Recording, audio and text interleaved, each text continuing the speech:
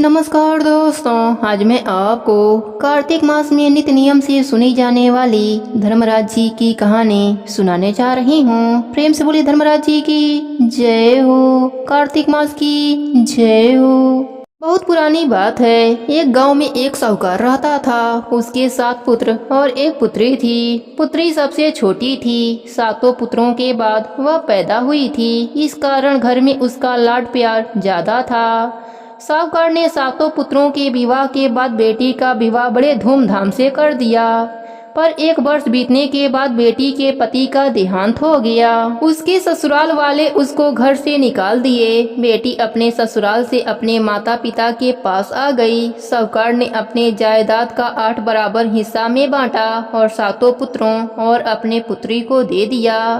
जब तक साहूकार साहूकारनी जीवित थे तब तक बेटी का मान बहुत होता, परंतु जब उनकी मृत्यु हो गई तो बेटे बहुओं ने बेटी से मुंह मोड़ लिया।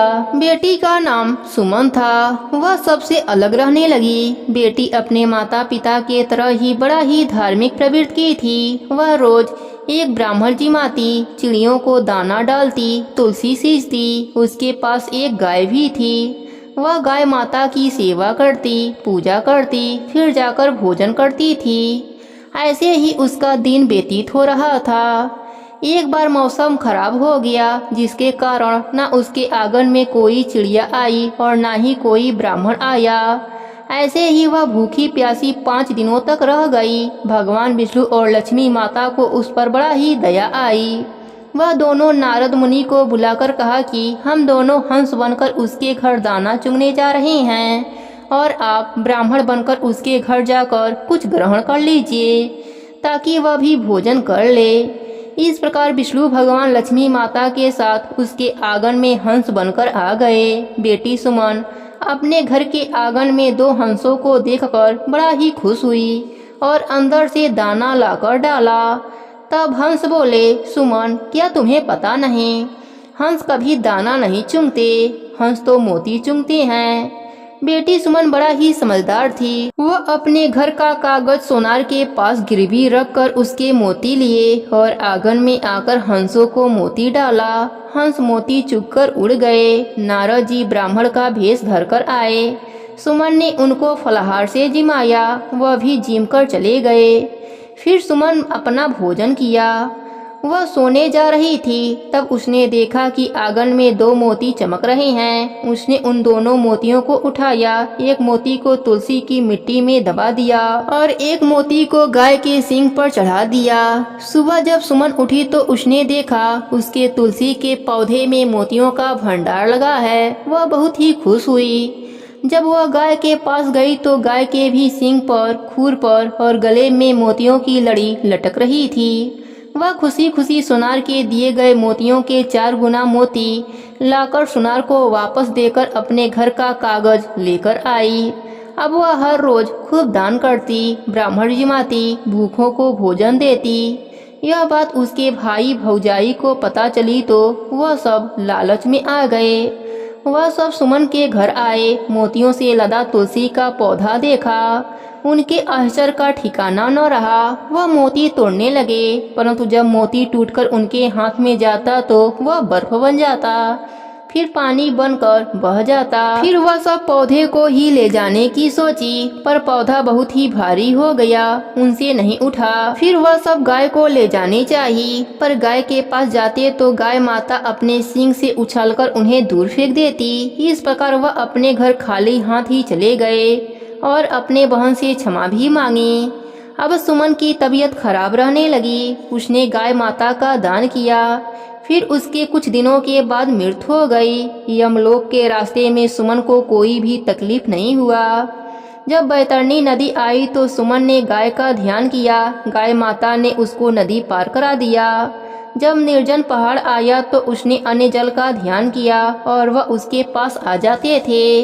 इस तरह वह धर्मनगरी पहुंच गई। धर्मराज जी ने कहा, चित्रगुप्त जी, सुमन का लेखा जोखा देखकर इसको स्वर्गलोक भेज दीजिए।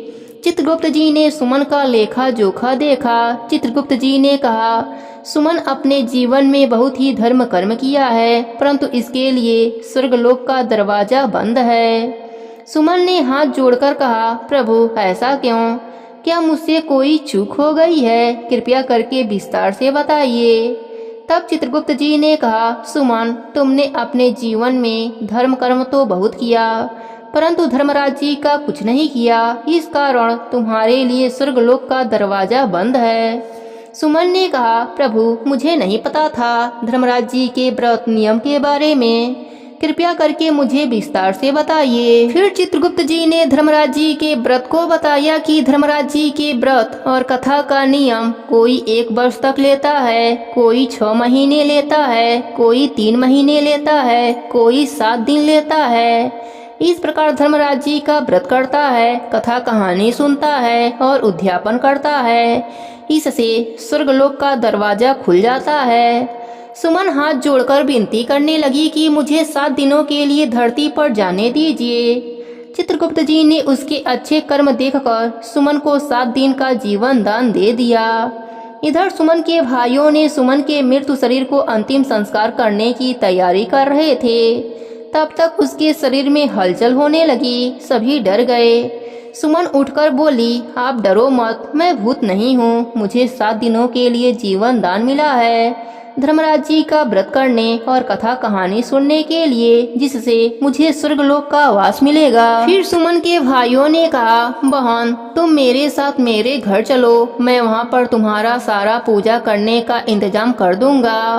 पर सुमन ने मना कर दिया। उसने कहा, मैं जिस घर में रहती थी वहीं पर जाऊंगी। फिर सुमन अपने पुराने घर में आई, धर्मराज जी का व्रत किया, कथा कहानी सुनी और 7 दिन के बाद उद्यापन किया। 7 दिन बाद स्वर्गलोक से विमान आया।